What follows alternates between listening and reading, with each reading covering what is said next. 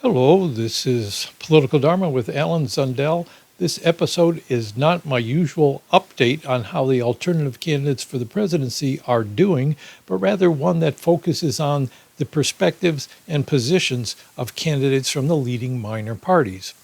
Now, I took these excerpts from a debate held last Friday, July 12th, by the Free and Equal Foundation. They invited a variety of candidates for the presidency. The only ones that accepted the invitation were Chase Oliver of the Libertarian Party, Jill Stein of the Green Party, and Randall Terry of the Constitution Party. Now, these are the three minor parties that have ballot access in the most states compared to other very tiny parties. Libertarian Party's on about, or at least it's done what it has to get on the ballot in about 2/3 of the states. That doesn't mean that their candidate will be on the ballot in all those states. There's some contention in the party about that. And it doesn't mean there won't be challenges to those ballot lines in various states. Same thing with Jill Stein. Their party's a little over half the states. They already have ballot access. They've done what they need to. Hasn't been confirmed by the secretaries of state in the various states yet, but it looks like that's about where they at as of now. And the Constitution Party, about a dozen states.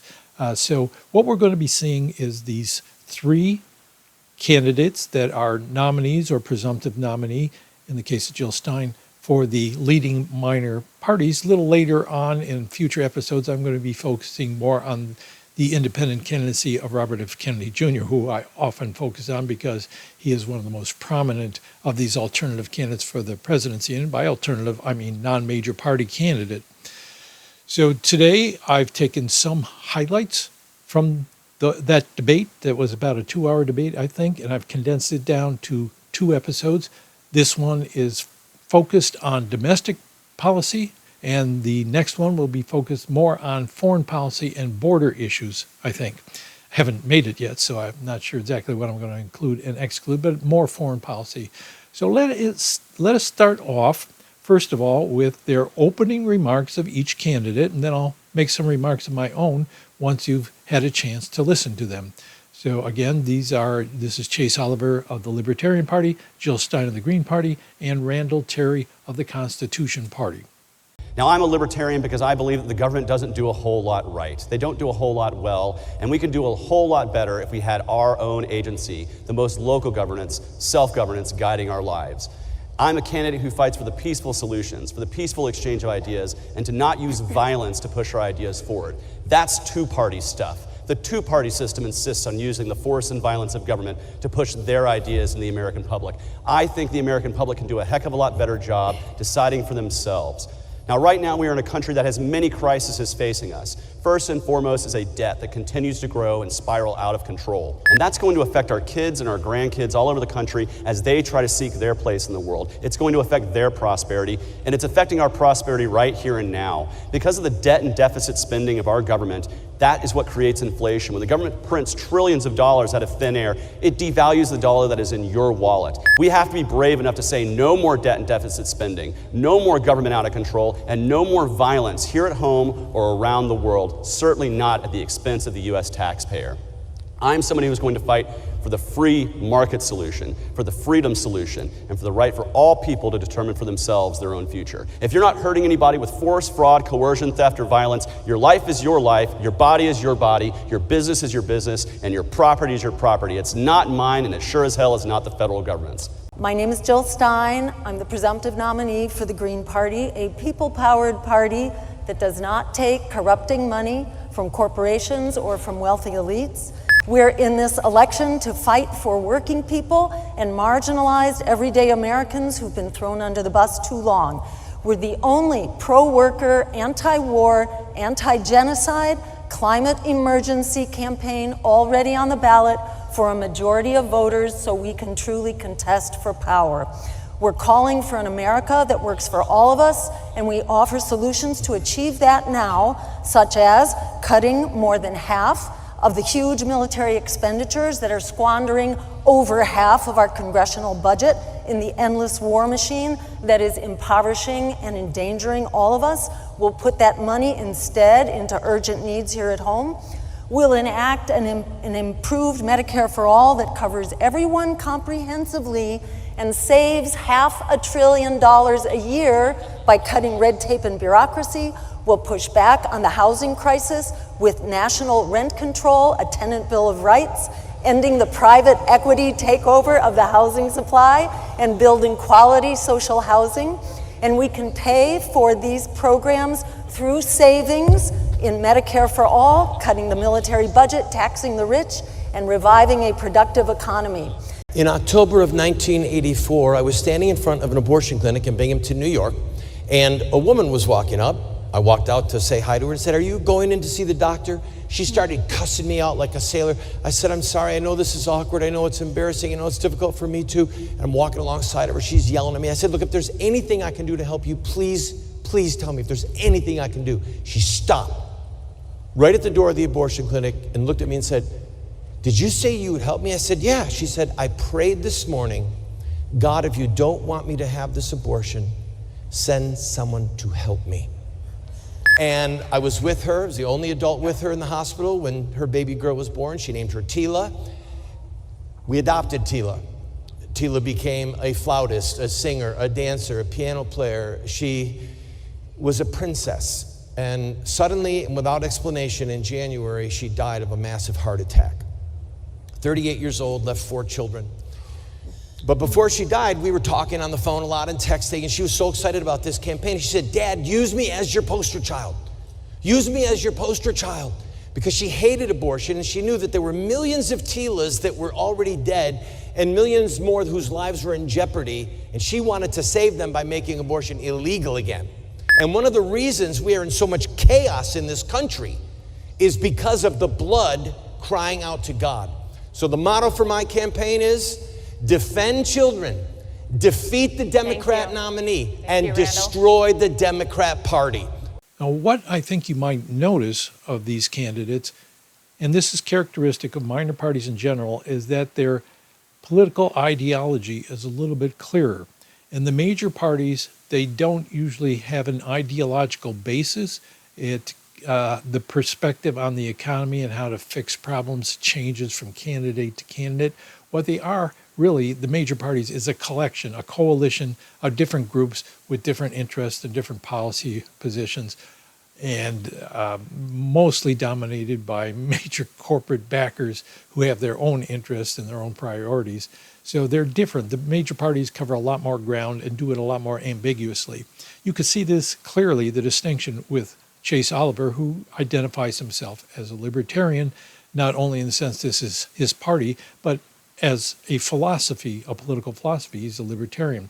They focus on freedom of the individual and reduction of the government, reduction especially of the government's use of force and coercion to make people obey.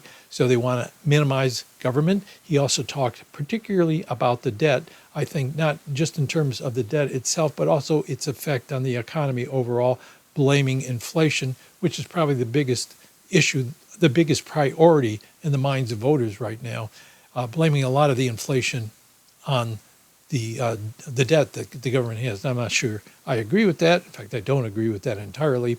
I will have a segment specifically on inflation, so I can talk about that more in a little bit. Now, if Chase Oliver is a libertarian, I would say that Jill Stein is clearly a democratic socialist. But what I mean by that is she doesn't see government as the problem. She sees government take over by the investment class, by, even though she doesn't put it in these terms, by big corporations and wealthy investors are the ones that have access to the government and get their priorities met. But what we need to do is organize ordinary voters, workers, marginalized people, most of us, to gain control of the government, which we do not now have because it's in the hands of the major parties and they're more beholden to the corporate donors. So their idea is, let's gain control of the government, then we can make it work for us. It will be making a lot of private economic actors more public, such as healthcare, and shifting from things like military spending to more meeting the needs at home. So I'd say she's clearly a democratic socialist. This may surprise people who think the Green Party is just simply about environmentalism, whereas they have a broader perspective than that. And finally, the Constitution Party. I'm not as familiar with it. I have talked to people who have positions at least in Oregon, who had a high position in the Constitution Party and candidates for the Constitution Party. And I do know that they hold in high reverence both the American Constitution and the Bible.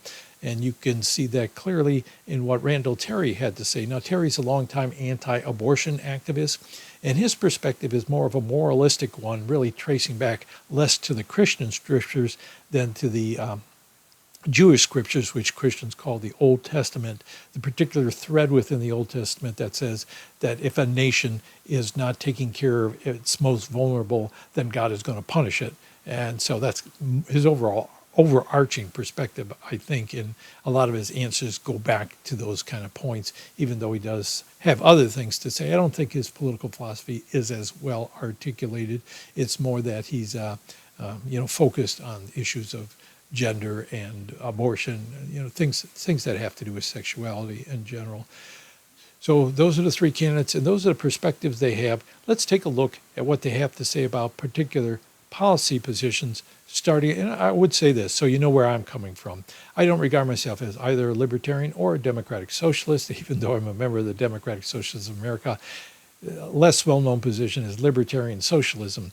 What I mean by that is I agree with libertarians that government can be a menace. The more power you give the government, the more it's likely to use it against ordinary citizens in the advantage of a smaller class, usually a dominant class, such as the capitalist class in our situation. So I am with libertarians that you got to dismantle government, and not with democratic socialists who thinks you need to take over the government for the purpose of just using it. I think it's still dangerous. And if it gets into the hands of a small clique, no matter what their political ideology is, it's not always healthy for the rest of us. So I would say, yeah, reduce the government, but at the same time, you have to think about how capitalism distorts. Capitalism itself is a menace, and Jill Stein has had something to say about this as well, that if you just remove government, then you have these big corporations with a tremendous amount of power aggregating private property and productive property into their hands and no check on them whatsoever. What I think we need to do is really move toward a system in which working people have the control of the businesses that they work in. They're able to elect the boards rather than the investors. Investors simply become, the people who contribute property do not have control over the lives of people who are working within a business organization. So this is where I differ from libertarianism, is I think you also need to go beyond government to look at the structure within a work organization and how there's a hierarchy of dominance there restricting our freedoms. It's not as free contract as they'd like to believe. It's more that people feel they have no alternative other than to work for one of these big corporations or be dependent on it. If they're in a small business, those businesses are usually dependent on the business of big corporations as well. So that's where I'm coming from, just so you know. I don't entirely agree with any of these positions. Randall Terry's position is a lot less to me. I'm very familiar with Christian social movements, especially in the Catholic tradition. And I was once actually involved in the anti-abortion movement many decades ago. But my perspective has changed over the years. And if America has a covenant like Israel did in the Bible, they're presented as making a covenant with God. And if America is subject to, enacting God's will or we're going to be punished, well, I don't remember God being on the other side of that, speaking through a burning bush or anything in American history to say, yes, I'm in a special relationship with America. So I don't buy into that particular way of looking at things. So let's move on from there to say, let's look specifically at their views on inflation, where inflation comes from. I'm going to skip a couple of questions that they also addressed early on. One was, what did they think about the other candidates who didn't show up that night? And of course, they had very similar positions, which was those other candidates should have shown up. And in particular, they focused on, Jill Stein did, she focused on Robert Kennedy's hypocrisy and saying he ought to be let into the major party debate, but he won't appear for the debate with the other candidates. So that's, that was their position on that. Also, agricultural policy, I didn't include anything from the answers to that because it was very similar to their overall position. Chase Oliver said government should get out of agriculture, agricultural policy. Jill Stein said that we needed, to get the government more fair treatment of farms and not, be dominated by major corporations. And Randall Terry is also a little more libertarian in his economic views, even though, to my hearing, they're not very well shaped. So let's hear what they have to say about inflation. So it's very important when spending money into the economy that that money actually create growth in the economy. Because if you're simply throwing in dollars and you have a fixed pot of goods and services, you're going to drive inflation. So simply providing corporate tax breaks, or for that matter, the military expenditures have been hugely inflationary, and that is now costing us $1 trillion a year in our military budget, yet that is not actually growing the economy. We need to also trim our expenses, and we need to cut the fat from healthcare in particular. In healthcare, we're spending over $4 trillion a year, quite a bit more than on our military budget even, 4 times as much.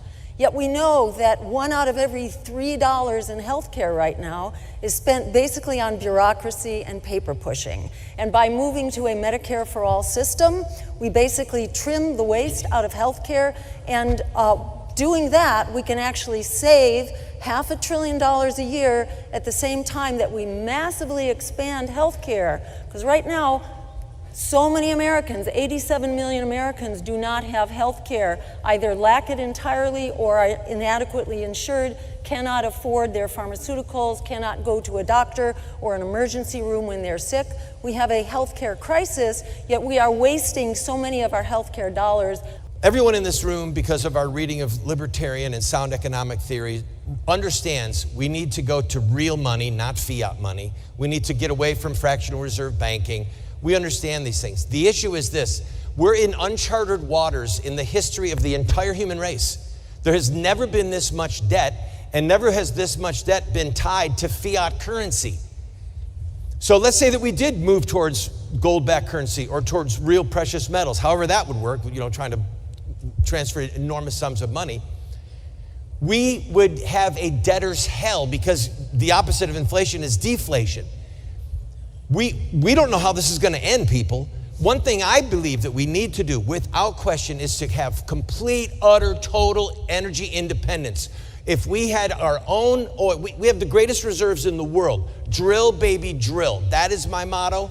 Put the pipeline in. We should be paying $1.90 a gallon for gas. We should not be slaves to Saudi Arabia and live in a fantasy world that we can somehow put solar panels on our cars and make them drive. Yes, we want to move in that direction ultimately, but that is not where we are today. And today we're being choked to death because of the amount of money we are spending on fuel. The first thing we need to do is stop putting money into the hands of Washington, D.C. central planners who decide these things for us, and return the manufacturer individuals to make decisions for themselves. Because the most powerful market force is the trillions of individual decisions that Americans make each and every day in the marketplace. The worst hindrance to that is central planners in Washington, D.C. deciding where your money needs to go, what it needs to be invested, and picking those winners and losers. Reduce the debt, reduce the deficits, and you have to do that by cutting spending. You can't just cut taxes, because when you cut taxes, you create debts and deficits which drive up inflation and is a hidden tax on every single American. So not only do we have to cut taxes, which I would love, but we have to cut spending, and you do that by being brave enough to grab the third rail of American politics, Social Security and entitlements. We have to get these under control or remove them entirely. Why? Because my generation right now, I'm paying every paycheck I get into a Social Security program that will be completely bankrupt by the time I'm retired and need to retire. It's a better idea to sundown that program to allow individuals to save for themselves and to actually have a real retirement. But in every single facet of our economy, the government does too much, makes too many decisions, and moves our money around. I would question the notion that we're all going to fix these problems ourselves in our own individual worlds. How will you fix the problem, for example, of PFAS, which was emitted particularly by the military, but also by corporations, and is now in our water supplies everywhere? It's actually in your blood, it's in your body tissues, and we're now discovering that there are very serious problems here. Are we going to expect suddenly all the manufacturers of PFAS and everybody who's incorporated it in their products and using it on military bases, suddenly it's going to go away? I don't think so. You can pretend there's not a climate crisis, But good luck. What does it mean when it's 120 degrees here in Las Vegas for days on end? Giving us our own individual agency doesn't mean that we're not going to form ourselves together and solve problems together. Just because I don't want the government to do something doesn't mean that I don't want communities to gather around themselves and do it ourselves. Now, when it comes to poisoning air and water, I agree with you. We need to have clean air and clean water. When a company poisons a community, they should be able to sue a company without any tort caps. Let a citizen jury bankrupt the polluters. That'll be a free market incentive to make sure it's never happening again. But what we don't want to do is we don't want to put that in the hands of bureaucrats to say, we can only allow this much poison in our water or that much poison in our air. I would rather individuals do this through the judicial system, hold companies accountable, sue them, take them to court, have a citizen jury bankrupt these companies. But when we remove tort caps, because right now, when they pollute, they get a slap on the wrist. And who created those caps on torts? The government. Remove those tort caps and let individuals sue the hell out of these companies and clean up our air and water that way. But we can do so much outside of the realm of government needing to organize it for us. From everything from helping those suffering from addiction, helping those who are less fortunate, helping to provide housing for those who need it. We can do that without the government telling us how to do it. One of the greatest things that we could do to boost the economy is fire government employees. The biggest employer in the United States of America is the federal government. This is insanity. Let them go into the real world, have a real job, produce some goods and services, and that will boost the economy. Okay, there you heard the candidate's position on inflation, and all of them tied it in one way or another to government debt, which I think is a little off track. Jill Stein came closest to what I would agree with, which is that when government does enter into debt in order to fund programs, that it's important that those programs in some way are contributing to human well-being and reducing waste and efficiency, whether that's in the private sector or the public sector. It's inefficiencies of how money is spent. And people often think that, well, government is clearly inefficient, while private business is not. Well, you'd be surprised at how much inefficiency and waste there is in private business, and how they survive is they're able to increase profits, which is something none of them talked about. They can hold profit levels to a high level as long as people have the expectation that's what they're going to pay. So what happened in the COVID era? Well, there was supply chain problems that caused some inflation. And then once the corporations saw, oh, people expect inflation, we can keep our prices high, even once we're able to fix those supply chain problems. So corporate profit seeking here is a major issue in inflation. And none of them talked about that, which I thought was important. Anything else? Well, Chase Oliver talked about, since he thinks all inflation is driven by government spending, he wanted to cut Social Security. I think a lot of people would disagree with that. I certainly would. I don't think that's the major issue here. And as I said, I agree a little more with Jill Stein. And finally, Randall Terry had trouble framing a clear answer to this, what he thought was driving inflation, and he moved into the area of energy independence, which Jill Stein took exception to, and didn't make clear the connection between those. Anything else? Oh, Chase Oliver's idea that you can sue companies in order to, they moved into the area of environmentalism, and Chase Oliver says, well, rather than having government regulate corporations, we can sue companies. Now, the problem here, and this is an endemic problem to American libertarians, is that they fail to see that corporations do have special privileges of limited liability. At least he didn't talk about that. If you're going to sue a corporation, you're only going to be able to get the assets held in that corporation. You're not going to be able to sue necessarily, usually not the executives of that company, and especially not the investors in that company. Their liability is limited to the money they've invested in the company, no matter how many dividends they've taken out of it over the years by polluting over the years. You're not going to get that money back. So I think if you remove limited liability from corporations, then you could work through the court system in order to not only, compensate people from the assets of the corporation, but compensate people from the assets of the investors who invest in companies without any regard to what those companies are actually doing to the environment and to human beings. So I think that's where they fall short in not discussing limited liability and how that enables corporations to prey upon people. Anything else I want to say about that? Oh, I don't know if I said this earlier, but when I am cutting these segments, you can tell, because if I cut in the middle of somebody speaking, and I do cut off some of the beginning and end of what they had to say, if I cut in the middle of them speaking, I put a beep so you can identify that something was lost in there. I tried to make sure that I didn't distort what they said too much and give you a clear flavor of this, but you'd have to watch the whole video the whole debate to see whether or not I did that successfully, but I did try to give a clear picture of what they were saying. Their discussion of the Federal Reserve was very closely related to what they had to say about inflation, so I'm going to play that next in order to fill out that conversation. The Federal Reserve is serving private banks and makes decisions on their own behalf. And this does not serve the American public. I think there is a role for a public interest authority, but not for private banks to have a special power to make regulatory decisions on their own behalf. Now, if you look at the abuse of children that is happening across the board, intellectual abuse, physical abuse, sexual abuse, killing them by abortion, making drugs appear glamorous, this comes in our culture at a time when we are literally turning our backs on the Almighty, His rules, and we're making this stuff up as we go. Because if there is no God, then anything goes, literally anything goes. All you have at that point is preference. Yeah, the answer is hell yes, I do. And that's because I'm a libertarian and we've been fighting to end the Federal Reserve for 50 years. That's why the Libertarian Party was formed, is because Nixon took us off the gold standard, started this whole fiat currency nightmare that we're currently existing in. And so yes, I want to get rid of the Fed. Why? Because the Fed benefits the big banks at the expense of you. They are given money that's created by the Treasury that's then loaned out at a rate of interest to you. You're not getting the money, the banks are getting the money. That's the problem that we have. But we have a problem with the fiat currency that allows the government just to print money willy-nilly and devalue our money. Get it back to a gold standard. Get back to where our money is backed by something. Get back to where our money is actually worth something, and quit having government print trillions of dollars to do it. So yes, completely, end the Fed. End the Fed today, end the Fed tomorrow, end the Fed every day and twice on Sundays. But I also want to talk about the insidious tools that the Fed are trying to use right now to remove cash from our society, namely the CBDC, central bank digital currency. It should be opposed by every single person in this hall with every fiber of our being, because it's going to remove the ability for us to privately transact with one another, to privately move our money around as we wish, because the government will know every single purchase you make under a CBDC, and that is how we get to the social credit score nightmare that we don't want to be living in.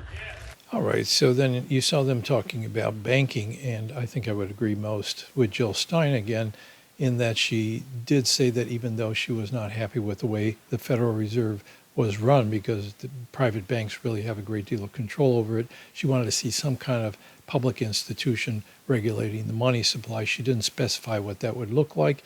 I think it would have to be a lot more under the control of politicians. But again, this moves back to the general strategy of progressives or democratic socialists, however you want to label them, which is to gradually gain control of private institutions by getting the public in general to take control of the political process and then use the political process for the benefit of all of us rather than for the benefit of a few private corporations. So that was her general sense, that get the private bankers out of controlling the money supply and bring a democratized process into it. Chase Oliver just wanted to abolish the Federal Reserve and go back to a gold standard.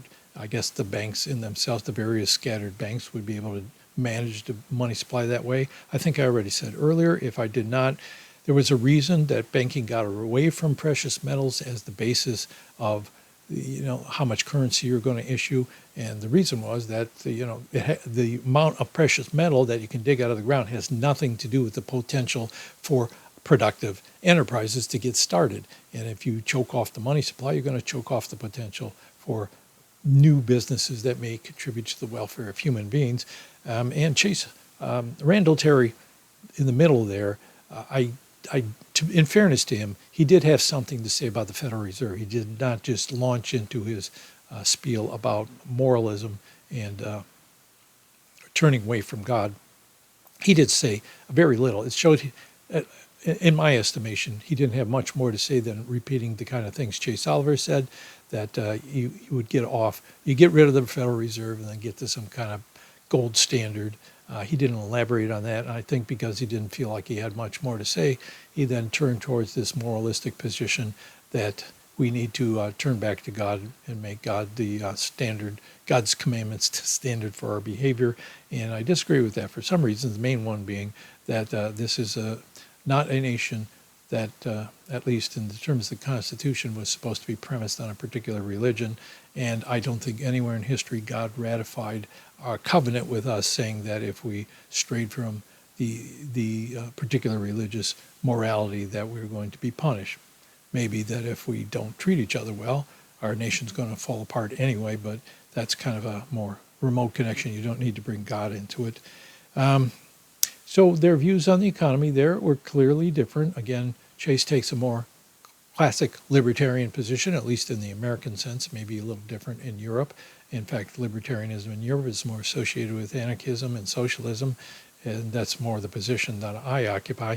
And Jill Stein taking a more progressive position, democratic socialist position, that you need to bring, first people get control of the government, then the government gets more control over the economy. And Randall Terry taking a moralistic position. They had a discussion of Julian Assange, Edward Snowden, Leonard Peltier, and Ross Ulbricht, who have been prosecuted for various alleged crimes. And all three of the candidates all said they would pardon these, at least. They all said Julian Assange and Edward Snowden. Stein didn't mention Leonard Peltier or Ross Ulbricht, and Randall Terry said straight up he didn't really recognize those names, but they all agreed on that these people, especially Snowden and Assange, should be regarded as heroes rather than prosecuted for supposedly committing crimes, that they revealed things the government was trying to hide, crimes, and they should be honored and respected, and in Stein's case even brought into the White House to occupy some kind of position. So I'm going to skip over that one as well. And let's see, what do we have left? Just their talk about carbon emissions and trying to reduce the use of fossil fuels. I thought that was interesting as well. So let's have a listen to what they had to say about that. What I think we need to see, first off, if we want to reduce the amount of carbon output that the United States military is doing, we need to stop having them bomb and kill people all over the world and engage in wars around the world. That would, of course, reduce some of the carbon. But I don't think that government central planners or a Green New Deal or a bureaucracy is what's going to fix this. It's going to be the power of human innovation. It's going to be the power of free markets and somebody coming up with a market incentive to clean up our air, clean up our water, and get rid of carbon. And if we remove that profit incentive, if we put the incentives all in the realm of government, that is going to slow that innovation. And so I would like to see a cleaner world. I would like to combat carbon in the atmosphere. I just know that government is like the worst vehicle to do that, that there are much better ways to have that done, and I would trust the power of the free market, the power of innovators, and the power of individuals who want to see a cleaner world for them to live in to actually be the motivator for that, and not government taxpayer dollars being taken to pick winners and losers. I absolutely agree that government regulation is vulnerable. It's fraught, and it needs to be transparent, it needs to be watchdogged, it needs to be exercised at the community level to the greatest extent possible, and it needs to be exposed and debated constantly. But on the other hand, we have not yet found a way to deal with certain problems that are so large that we cannot deal with them individually or on the community level. If you look at something like ozone, we did get a handle on ozone. We did fix that problem. We have not gotten a handle on the fossil fuel problem, and what we're seeing outside now is what you will get, and it will keep getting worse. The Colorado River is about to dry out. You think we got inflation now? Just wait until our food system shuts down. Half the fruits and vegetables are about to go down here in this country. We have to get serious about eliminating fossil fuels at all levels of society. Over time, I've grown to resent the notion that the United States of America is the villain in the world over over fuels, over oil. Look at China, look at India, and they scoff at us. They are laughing because they are polluting the air and they don't care. And they love to see us strangle our own economy. Who do you think was clapping when Biden shut down drilling and shut down the pipeline? It was our enemies that were clapping. They know what the devastation that brings to us. As you saw, you had a smattering of different opinions about the environment. Again, I cut these down to what I thought were the highlights to give you a general sense of their positions on this. And it was kind of predictable by now. Chase Oliver is saying that if you got the government out of it, individuals and communities could find ways to reduce carbon emissions more effectively. Jill Stein coming in and saying, no, you've got a collective action problem, which is that it's in the interest of individuals to keep engaging in activities that cause carbon pollution, as long as those individuals were better off in the short run doing that, and there wasn't a way to get us all together to acknowledge that we all need to take steps together. I don't think it would be that easy to get people together, although sometime in the distant future I'd like to see a society in which we could actually act collectively outside of the coercive aspects of government. I think it would just be a different vision of government, if you want to put it that way. And then Randall Terry, his point, again, I'm just giving you my take on it. I think a lot of the carbon emissions going on in, say, India or China are because they're producing products for our corporations to sell to our people. So again, it's a collective action problem. We've just offshored our carbon emissions by moving production over to other countries, and then we blame those countries for the carbon emissions. Whereas it's the fact that corporations are seeking profits and people are acting in their own self-interest largely. When it comes to economic relations, we're forced to by the kind of system we live within, and it's hard for anything outside of government to take action on the scale necessary to do this, and it's also hard for us to get the government out of the hands of these private big corporations and investors who are all indoctrinated with the idea that profit-seeking is going to create the best possible world, even though we're destroying the world around us. So my editorializing there, which maybe you're getting tired of, so I'm sorry, but this is my show after all. So what else do we have? I said COVID. This was the last one, but no, there's another segment where they talk about the COVID emergency and their take on that. So let me turn to that now. There's a little more agreement on the part of all of them, but I thought their take on this was interesting. So let's listen to that. If I'm elected president, I'm going to appoint a special counsel from the Department of Justice to investigate everything that has gone wrong, to basically punish the wrongdoers, to find those who committed force or fraud or coercion, and punish those people. Because free people should be able to make their own medical decisions. We don't need a state apparatus telling us what to do or trying to lock us down or control us. It was one of the greatest violations of liberty in our life.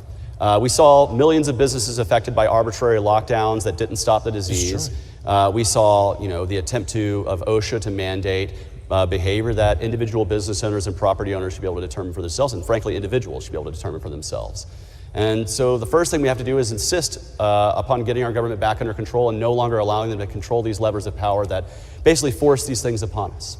What I would like to see is not only for the executive branch rather to be investigating this via special counsel, but we truly need a real, with teeth, a COVID committee in Congress to actually investigate these things.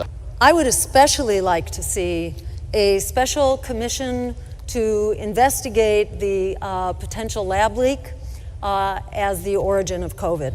And it's important not only to know what happened, but also to know what's coming. Because if the U.S. is sponsoring this change of function research, this is potentially extremely dangerous going forward. We used to call that bioterror labs when we were fighting them in our communities, going some years back in Boston. So we absolutely need to know what went on there. If there's not punishment brought to bear on the guilty parties of this COVID lockdown and the fake vaccines, hiding people dying, telling them we can't have ivermectin. I was sick with COVID. I was really sick. And my doctor prescribed prescribed ivermectin, and within 24 hours, I was feeling better. 48 hours, bang, I'm out of bed. And I went on my TV show, told people, I took ivermectin and I feel great. YouTube said, you've got a strike against you, 2 more like that, and we're canceling your show. Wait a minute, I can't talk about this? Is this America? No, because corporate people are getting corporate money, and at this point, in my opinion, and it is somewhat studied, Big Pharma is new fascism, and it's the new mafia. I want to know what Fauci knew, when he knew it, how much money he got, who did he get it from, and then if he's guilty of a crime, throw his ass in jail and let it rot there until he dies. As far as Anthony Fauci, I'm going to say I've been distrustful of Anthony Fauci because of the ACT UP movements in the late 80s and early 90s. He's been a scumbag my entire life, well before COVID. And the last thing I want to say is Dr. Stein said we need to get Big Pharma out of the FDA. We need to get the FDA out of our government. We do not need an FDA. This is kind of like a general theme right now that we can't talk about things. And you're getting shut down for all kinds of stuff. If you're on a campus and you want to talk about genocide, you're going to get your head bashed in, and you're going to get blacklisted, and you're going to get doxxed, and you are going to be thrown out of the university. We have this extremely anti-First Amendment environment right now where our rights of free speech are being shut down, the right of media and reporters to cover issues. Kim Iverson was fired for critiquing COVID on the Hill. Brianna Joy Gray was also fired from the Hill for critiquing Israel. And there you have them speaking about their views of COVID. Surprisingly similar. They all thought there was something going on in the government's response to COVID that was fishy, that either Big Pharma or Anthony Fauci or some actors were committing crimes. I'm not sure what crimes they thought were being committed because in some cases they're acting within their purview as government officials. So I'm not sure what they wanted them to be prosecuted for. But certainly they all agreed that a great deal of harm was done and there's questions to be asked. Investigations needed to be done of the people who were involved in either some kind of research that may have contributed or been at the origin of the COVID crisis or the responses that they had. Now, I'll confess that for myself, I was not sure. During the COVID emergency, there was so much information coming from different sides that I wasn't sure what to believe. I do believe that in a public health emergency, there are times where the government needs to give directions to people for the safety of all of us. But it was because of the way it was done and the amount of doubt that there was about what was happening, people were not trusting the government. Of course, this goes back to a long history of the government lying to us that people can't entirely trust the government, even if they were acting in the benefit of people. I'm not saying they were, but if they were acting purely from the standpoint of trying to protect the safety of the public population, who would believe them? So there's a lot of skepticism out there, but there are good reasons, and I've come to understand this over the last few years, especially from reading the Wuhan book that Robert F. Kennedy Jr. wrote about Anthony Fauci and the origins of COVID. Now, these are things that are being censored. I don't know if this video might get censored because of this, but there are questions that need to be answered. So those are the segments from domestic policy that I chose to include here to give you a sense of the general perspective of these candidates, and then their positions on specific issues. Next video that I'll produce and put up for you, maybe tomorrow or Friday at the latest, probably would be their positions on foreign policy and the border. And beyond that, I will on the weekend produce my regular episode updating you on what's happening with all the candidates, including Robert F. Kennedy Jr., and if anything's going on with Cornel West, him as well.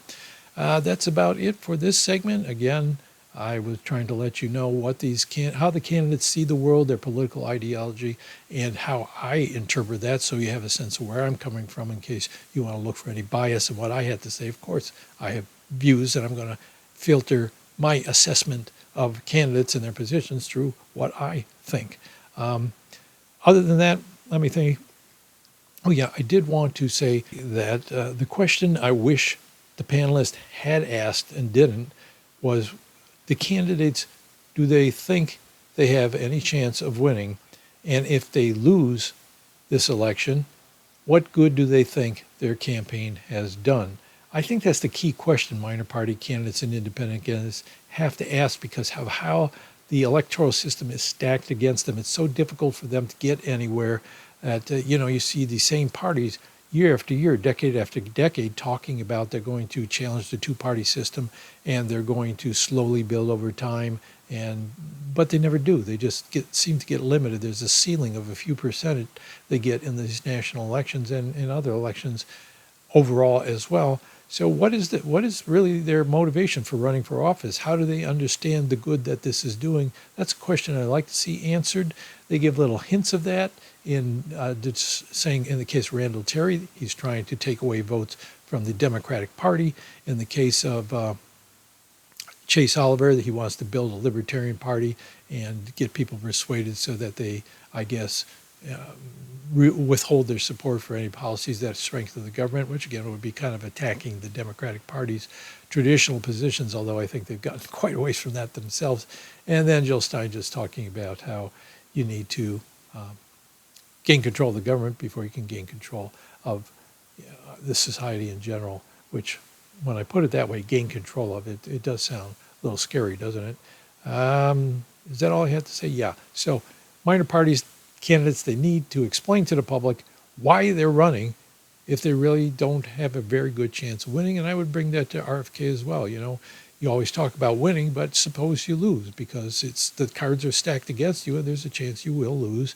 Whether you think it's small or large, there's a chance you will lose. What good would you have done by running? That's the question I want to see them answered. And that's the question that I think all of us deserve to have if we're going to go on this way, supporting minor party candidates instead of major party candidates. I'm not saying turn back to major party candidates, but what are our options, and how have we been approaching things so far? Is there an entirely different approach that we should be taking to these things? That's a question that looms large in my mind anyway. So talked long enough. Thanks for watching, and I will be uploading the foreign policy video in the next few days. Thanks.